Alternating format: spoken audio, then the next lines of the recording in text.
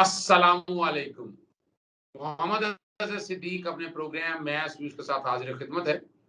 अमीर अब्बास बड़े fresh mood में हमारे साथ मौजूद हैं और काफी अंदर की खबरें हैं उनके पास, और वो खास तौर पर आज राता इसलिए किया है कि ये जो नून लीग की पॉलिटिक्स है, पाकिस्तान मुस्लिम लीग नून की बात हो रही है, पाकिस्तान मुस्लिम लीग नवाज शरीफ की बात हो रही है, मरियम की बात नहीं हो रही है कि उनके हवाले से बात हो रही है कि क्या कुछ हो रहा है या क्या होने जा रहा है या क्या मामला हैं।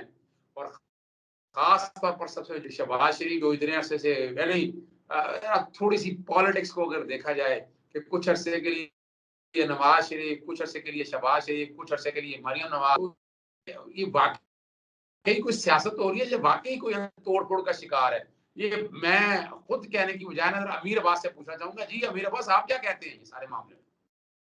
बहुत शुक्रिया अजहर भाई। देखें, वो जो शेख रशीद साहब कहा करते थे ना कि नून में से मीम निकलेगी और नून में से शीन निकलेगी, तो नून में से मीम तो नहीं निकली लेकिन शीन निकल गई है।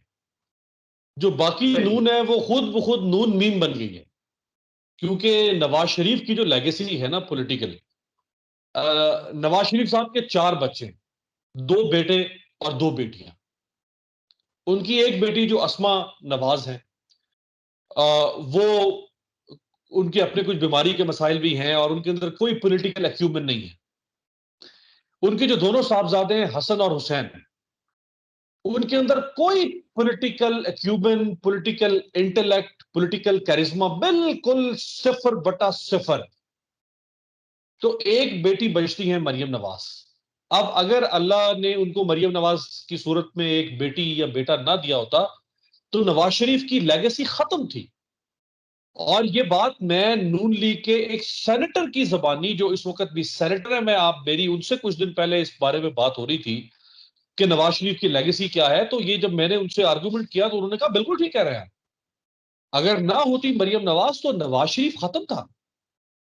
नवाज शरीफ को जो जिंदा किया है ना, इसमें कोई शक नहीं है कि नवाज शरीफ को उसकी बेटी ने जिंदा किया है, क्योंकि यहां से तो सारा सारा खानदान बाहर भाग गया ना। जो नवाज शरीफ और शहबाज शरीफ के बाकी रिश्तेदार हैं, अब्बास शरीफ और वो बाकी फैमिली, अभी एक इनके जो रिलेटिव जिनका इंतकाल भी हुआ।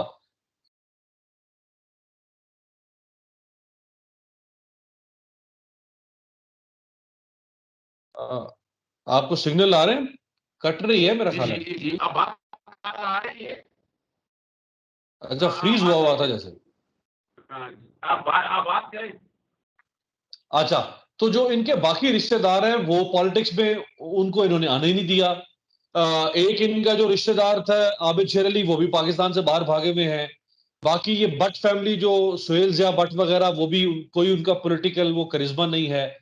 तो आप समझ लें कि सुलेमान शहबाज भी बाहर है। ये जो सारी सियासत है अब शरीफ खानदान की, वो 2 हिस्सों में बट रही है। जो लाइन शेयर जिसको कहते हैं ना, बड़ा हिस्सा वो जाता है मरियम नवाज के पास, और जो बाकी हिस्सा है वो कुछ शहबाज शरीफ के पास है, जिसमें से चला जाएगा हमजा शहबाज के पास। जो शहबाज शरीफ के दूसरे साहबजादे हैं सुलेमान शहबाज, मैं उनको बड़े अच्छी तरह से जानता हूं, मेरी उनसे मुलाकातें रही हैं। अब वो मुझे पसंद नहीं करते, लेकिन एक वक्त में उनके साथ मेरी बड़ी अच्छी यादल्ला थी। तो सुलेमान शहबाज साहब जो हैं वो बड़े पढ़े लिखे आदमी हैं, ऑक्सफोर्ड से पढ़े हुए हैं और बड़े काबिल आदमी है कारोबार के लिहाज से। अच्छा, वो सियासत में भी बड़े काबिल आदमी हो सकते थे, लोग नहीं जानते उनके बारे में इतना। मैं चूंकि जानता हूं, तो अगर वो सियासत में होते तो आप देखिए शरीफ खानदान की सियासत का रुख बदल सकता था। लेकिन वो सियासत में आए नहीं, या उनको आने नहीं दिया, उनके वालिद ने उनको कारोबार थमा दिया, वो कारोबार पे लगे रहे। हमजा शहबाज आ गया सियासत पे। अब हमजा और मरियम की आपस में इस वक्त सियासी चपकलिश है।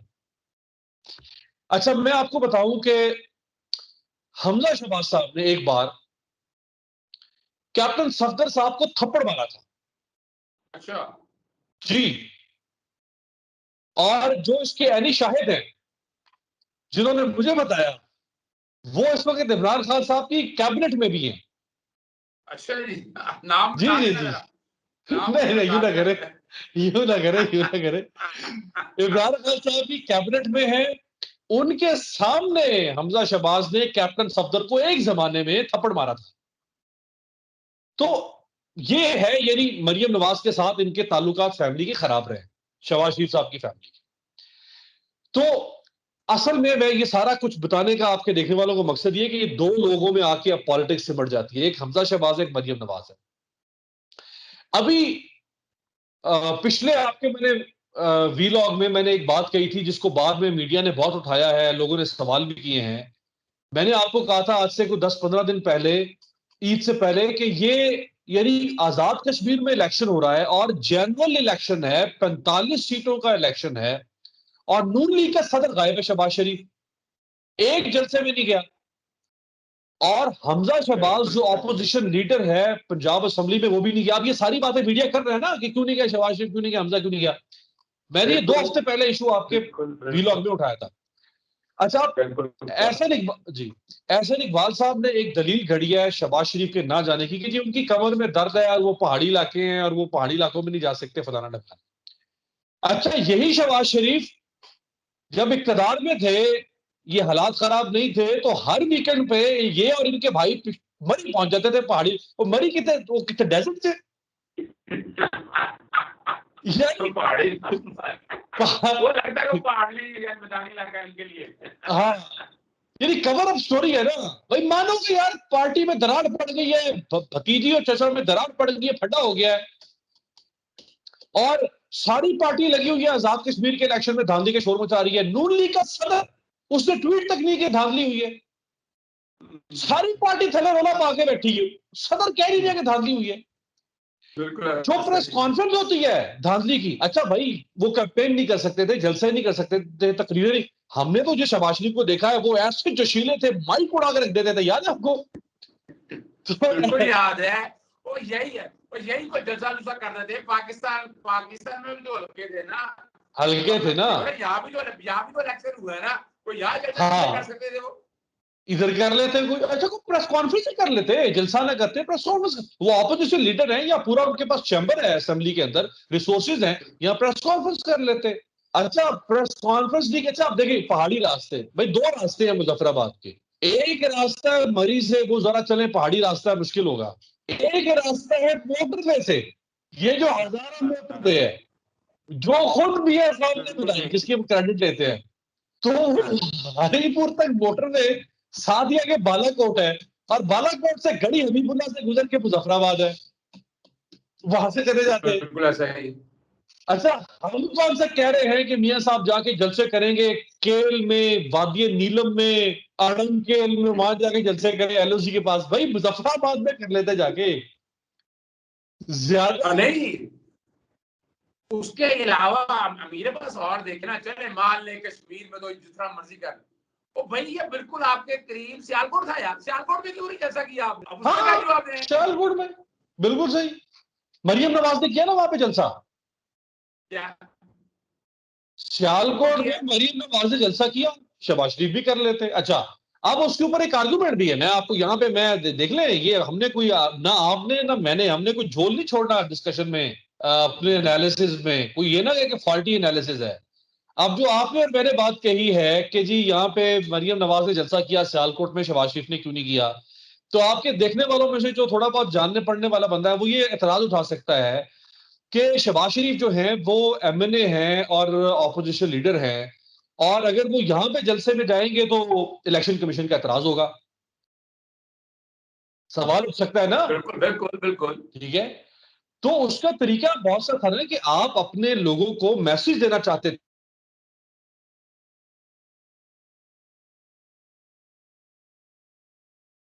थे ना, जलसे का मकसद क्या होता है एंकर के साथ। बिल्कुल सही।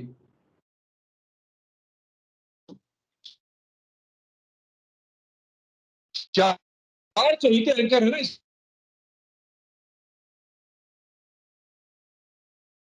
तो वैसे ही आउट में -1 वहां भी कवर में। तो मकसद कहने का यह है कि डिवीजन मौजूद है फैमिली के अंदर।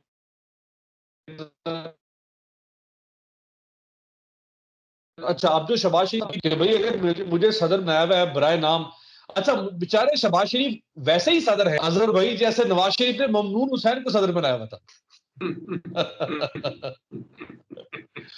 अब शहबाज शरीफ को पता एक चला बात बता कि अच्छा सदर एक बात बगैर जो है ना इख्तियार के और डमी सदर जो है वो हाँ, कितनी कोफ्त वाली चीज होती है। ममनून हुसैन मरहूम से पूछे कि जब उसको नवाज शरीफ ने सदर बनाया हुआ था। चले ममनून हुसैन तो एडवांस सदर का प्रोटोकॉल था, कोई एडवांटेज था, ये डमी सदर तो है ना, ये तो असूली तौर पर देखिए तो ये डमी सदर इस कॉन्टेक्स्ट में है कि इन्हें पूछा नहीं जाता आज भी। यानी मुझे तो अच्छी तरह याद है, अंदर की चीजें आपको भी पता है, मुझे भी पता है कि पहले जब चॉइस शरीफ थे तो डोमिनेट वो करते थे और हमेशा नवाज शरीफ आगे होता था। फिर शमीम अख्तर थी, शमीम अख्तर भी जो है ना, और ये देखें ना, एक जनरल परसेप्शन चली आ रही है। लोग कहते हैं कि जनाब ये सौतेला भाई है शहबाज शरीफ, इसलिए इसको अपना फौकियत नहीं दी गई, नवाज शरीफ को आगे लाया गया। हालांकि इंटेलिजेंस में देखा जाए जहां तो शहबाज शरीफ नवाज शरीफ के वाले में जहीर है, पर्ची वर्ची का चक्कर नहीं है, अच्छा बोल लेता है, तो आगे ना लाने की वजह भी तो यही है कि शायद जो वजह ये है कि शरीफ खानदान जो है ना आपस में बैठ के जो कोई भी तय किया, उन्होंने यही तय किया कि नवाज शरीफ को आगे रखा जाए। और नवाज शरीफ अभी बज़ाहिर तो आज भी देखें वो नाहल हो चुके हैं, पार्टी सदर भी कोई ताल्लुक नहीं है, लेकिन सारी पार्टी वही चला रहे हैं। और हमारा इलेक्शन कमीशन सोया हुआ है, तमाम सियासी जमात बैठ के यही बात करते हैं कि जनाब जो फैसला करेंगे नवाज शरीफ करेगा। हालांकि इलेक्शन एक्ट 2017 में देख लें, पुराने कवानीन देख लें, नवाज शरीफ की हैसियत तो कोई नहीं। बिल्कुल ऐसे ही। बल्कि आपको याद होगा जब नवाज शरीफ डिस्क्वालीफाई हुए बतौर प्राइम मिनिस्टर, तो इनकी पार्टी ने फौरन इनको ताहयात कायद बना दिया। जब ताहयात कायद बनाया तो वो केस भी साकिब निसार साहब की कोर्ट में चैलेंज हो गया था। और फिर साकिब निसार साहब और उनके साथ उमर अता बंदयाल साहब, एजाजुल एहसन साहब, वो केस बिल्कुल हमने सारी हियरिंग्स अटेंड की हैं। सुप्रीम कोर्ट का फैसला आया था कि जो 62-63 पर डिस्क्वालीफाई होगा वो पार्टी का ओहदा भी नहीं रख सकता।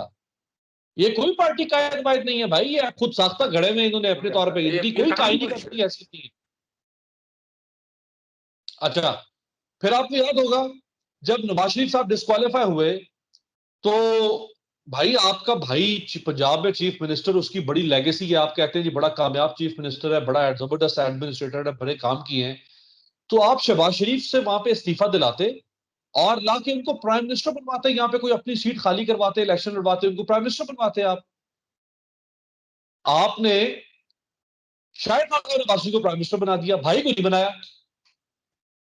ये बात सही, ये बड़ी बावजन बात है आपकी, बड़ी बावजन बात है आपकी ये, कि जब आप जानते हैं कि आपका भाई बड़ा काबिल है। आपके सामने रखना। जी जी। अच्छा, मैं तस्वीर का एक दूसरा रुख आपके वो मैं उस पर आपकी राय भी लेना चाहता हूँ, ताकि नाज़रीन को ये है कि हम दोनों तरफ इस बात को देखते हैं कि ये जैसे मैंने शुरू में मैंने बताया, एक दौर था नवाज शरीफ फ्रंट पे रहे, खामोशी हो गई, शहबाज शरीफ आए बाद में, फिर खामोश कर दिया गया, मैं आ गई कि ये पाकिस्तान मुस्लिम लीग नून के अंदर ये सियासत का एक तरीका है। हम अपनी बाहर की पॉलिटिक्स में देखते हैं कि पाकिस्तान मुस्लिम लीग नून के ना कुछ लोग दोनों दौड़ों में चलते हैं, यानी एक दूसरे ग्रुप में होते हैं, दूसरे ग्रुप में होते हैं, और इलेक्शन पे वोट जो है ना इन्होंने एक ही जगह डालना होता है। एक रूटीन है इनकी इंटरनल। यहाँ मुझे लग ये रहा है कि ये जान के एक अपना कोशिश ये की गई, इंप्रेशन ये देने की कोशिश की गई कि कल थोड़ी देर के लिए ये टेस्ट केस करना था कि जो फौज मुखालिफ बयानिया है या फिफ्थ जनरेशन वार वाला, वो क्या कामयाब होता है, क्या वो क्लीन स्वीप कर जाता है। क्राउड पुलर के तौर पर ये क्राउड ले गया कि वोट भी शायद पड़ जाएंगे, ना वो आजाद कश्मीर में पड़े और ना ही सियालकोट में पड़े। अब जो अंदर की पॉलिटिक्स, तो ये भी तो एक साजिश हो सकती है कि अब वो लॉन्च करें आगे आकर, खुद ही पार्टी शहबाज शरीफ को आगे लॉन्च करे, सॉफ्ट इमेज देने की कोशिश करे कि हमने वो बयानिए से डिट्रैक्ट हो गए हैं। आप क्या समझते हैं, ऐसी कोई पॉसिबिलिटी है?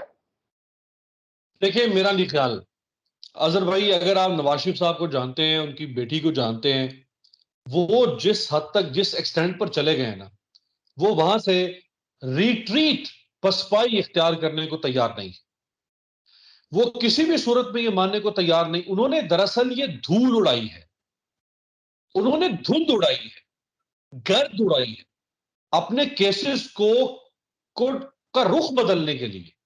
केसेस उनके ऊपर हैं करप्शन के, मनी लॉन्ड्रिंग के, फाइनेंशियल इरेगुलरिटीज के, एसेट बियॉन्ड मींस के, उन्होंने लोगों को यह परसेप्शन दिया है कि हम तो चोर नहीं थे, ये हमें चोर बना दिया आईएसआई ने। हमने कोई मुल्क के साथ बदज्यादती नहीं की, हमें तो कमर जावेद बाजवा ने बना दिया। हमने कोई ऑफशोर एसेट्स नहीं बनाए, ये तो फैज हमीद ने बना दिया। ये उन्होंने सारा बयानिया कंस्ट्रक्ट किया है, स्ट्रक्चर किया है, और मकसद ये है कि लोगों को नहीं आप बात देखिए, मैं बात आप सॉरी बात काट रहा हूँ आपकी, लेकिन एक बात तो जनरल ये बात ठीक है, इन्होंने झूठा बयानिया बनाया, बेवकूफ बना। ऑफशोर कंपनीज अगर इनकी थी, प्रॉपर्टियां थी, वो सारी पुराने दौर की थी। इस दौर में तो कोई नई चीज ऐसी थी नहीं तो जनरल कमर जावेद बाजवा साहब ने, जनरल फैज हमीद साहब ने बनानी थी। तो एक ये परसेप्शन बिल्ड किया गया, और बाकायदा उसमें वो कामयाब रहे। मैं ये कहूँ कि नहीं, कामयाब इस तरह रहे कि उन्होंने बंदे सारे ऐसे ढूंढ लिए जो एंटी पाकिस्तानी थे, पसून खान तहफ़्फ़ुज़ बोर्ड में थे, या ऐसे हामिद मीर जैसे लोग, या हुसैन हक्कानी, गुल बुखारी, रेहाम खान, इस तरह के लोग ऐसे ढूंढ लिए कि जो उनके इस झूठे बयानियों को बाकायदा बाहर प्रवोक कर, बाहर की एस्टेब्लिशमेंट का बयानिया लेकर वो चलते रहे, और उसमें वो काफी हद तक कामयाब हुए, इसमें कोई शक नहीं है। लेकिन सवाल ये है कि अब आप क्या आगे क्या देख रहे हैं कि पाकिस्तान मुस्लिम लीग नून की आगे फ्यूचर क्या है? देखिए, पाकिस्तान मुस्लिम लीग नून का जो फ्यूचर है वो 2023 के इलेक्शन में तो है, इसमें कोई शक नहीं है। अगर इस्लामाबाद हाई कोर्ट से नवाज शरीफ और मरियम बीबी को सजा हो जाती है, और जो लग नहीं रहा है, जिस तरह केस की रफ्तार है, आप देख ले 3 साल से ज्यादा हो गया है, अभी तक केस ही नहीं चल पा रहा। अगर वहां से सजा हो जाती है तो मरियम बीबी तो वापस जेल में चली जाएगी, नवाज शरीफ वैसे डिस्क्वालीफाई है, तो पार्टी जो है वो लामहला तौर पर शहबाज शरीफ के हाथों में आ जाएगी। अच्छा, मेरी जो FIA सोर्सेज से जो मेरी बात हुई है, और बड़े अहम सोर्सेज से, इस केस के अंदर कोई इम्कान नहीं है सुलेमान शहबाज और हमजा शहबाज के बचने का, कोई इम्कान नहीं। हाँ, शहबाज शरीफ के बचने का इम्कान है। अगर उनके वकील केस के ऊपर तैयारी करें, मेहनत करें, वो शहबाज शरीफ को बचा सकते हैं। हमजा शहबाज और सुलेमान शहबाज को नहीं बचाया जा सकता। तो प्रैक्टिकली जो है, शरीफ फैमिली में से एक शख्स बचेगा, शहबाज शरीफ, जो ऑलरेडी एक एज फैक्टर भी है, कैंसर सर्वाइवर भी हैं, और भी बीमारियां हैं। आज से 2 साल के बाद वो 68 69 के होंगे, तो एक एज फैक्टर भी है। मेरा नहीं ख्याल वो उनकी एनर्जी को बहुत ज्यादा बहाल रहेगी अगले 3-4 सालों में। तो PMLN का जो फ्यूचर है अजहर साहब, वो मुझे तो उसमें टूट फूट नजर आ रही है। द मोमेंट आपकी शरीफ फैमिली साइड पे होगी, आपकी PMLN यूनाइटेड नहीं रह सकती। ये वैसे ही जैसे पहले कौफ लीग इसमें से निकल आई थी, कुछ लोग कहीं और चले गए थे। मुझे मखदूम जावेद हाशमी साहब ने 2012 की बात है शायद, मुझे उन्होंने मुल्तान में उनके घर पे उनके पास बैठा था, मुझे उन्होंने बताया कि जब नवाज शरीफ छोड़कर चले गए, उस वक्त नई नई बात थी, अभी 10 साल हुए थे, तो जावेद हाशमी ने मुझे बताया कि मुझे नून लीग के लिए लाहौर से कोई सदर नहीं मिलता था। बात सही है, ऐसा ही है। पार्टी को दोबारा खड़ा करने के लिए, जिंदा करने के लिए, जब 12 अक्टूबर हुआ, शरीफ खानदान टॉपल, हुकूमत टॉपल, लोग भाग गए, शरीफ खानदान पर बाहर चला गया, जावेद हाशमी पार्टी को बचाने वाला था। जावेद हाशमी जिंदा है, मेरे सामने आया कि वो ये बात करें। मैं ये कह रहा हूं, मुझे उन्होंने खुद बताई कि मैं पूरा जोर लगाता था, मुझे लाहौर का सदर नहीं मिलता था, कोई सामने नहीं आता था नून लीग का लाहौर का सदर बनने के लिए। बिल्कुल सही। लोग इस तरह भाग्य थे। तो ये एक बहुत नून लीग की बड़ी जबरदस्त मिथ है, शरीफ खानदान की मिथ है। Every fall has a rise and every rise has a fall. Yes, you are right. ये कानून कुदरत है। शरीफ खानदान आज साइड पे हो, नून लीग यूनाइटेड रह ही नहीं सकती है। ख्वाजा आसिफ, सरदार अपना ये ख्वाजा आसिफ, ख्वाजा साद रफीक, शाहिद खाकान अब्बासी, ये अपने अपने लोग, इनकी अपनी अपनी अप्रोच है। इसी तरह से आपके जो देखे ना, चौधरी निसार हो गया ना अलहदा, 4 साल से अलहदा ही बैठा हुआ है ना। तो अगर वो अलहदा हो सकता है, हाँ, अगर वो अलहदा हो सकता है तो नून लीग में से चौधरी निसार का आप सोच सकते थे कि वो अलहदा होगा नून लीग में से। तो नून लीग जो है वो, इसलिए मुझे नून लीग का, हाँ, अगर इसमें इमरान खान साहब पंजाब में, अभी भी उनके पास 2 साल हैं, वो जो वसीम अकरम प्लस बिठाया हुआ है, अगर वो कुछ परफॉर्मेंस दिखाएं, लोगों को मुतमिन कर दे वहां पे, तो फिर तो एक तो नून लीग अपने बयानिए जिसका आपने जिक्र किया, इंटरनल कॉन्फ्लिक्ट, और उस पर दो अच्छा काम ये हो जाएगा कि इमरान खान की परफॉर्मेंस पंजाब में अगर लोगों के दिल में जगह बना ले और हवा चल पड़े पंजाब में इमरान खान की, तो 2028 में फिर कौन जीता है तेरी जुल्फ के सर होने तक, फिर तो बड़े बड़े कैरेक्टर वैसे ही खत्म हो जाएंगे आज से 7 साल के बाद ना। जिंदगी मौत देखे ना, कुल्लो नफ्सिन जायकातुल मौत। इस बिल्कुल वक्त जो नून देखे ना, सरदार जुल्फकार खोसा कहाँ है आज? नून लीग का बिल्कुल बड़ा ऐसा ही जाम था। के बाद, बिल्कुल कितने ऐसा ही। बेशुमार लोग हैं वो, बिल्कुल राजा जफरुल्लाह कहाँ है आज बेचारे? तो बिल्कुल ऐसा ही। ये सारे लोग जो ये शायद थकान अब्बासी एंड ये जो कंपनी है ना, मुझे नहीं ये 7 साल के बाद 2028 के इलेक्शन में कहीं पर भी पॉलिटिक्स में खड़े हुए नजर आते। अब बहुत शुक्रिया अमीर बात साहब, बड़ा जबरदस्त, बड़ा मजा आया। तकरीबन हमने सारे पहलुओं पे बड़ी तफसीली बात की और फ्यूचर की बात भी, जो कि प्रोग्राम ज्यादा लंबा हो गया था। यही है असूली तौर पर तो बिलावल भुट्टो और पाकिस्तान पीपल्स पार्टी के हम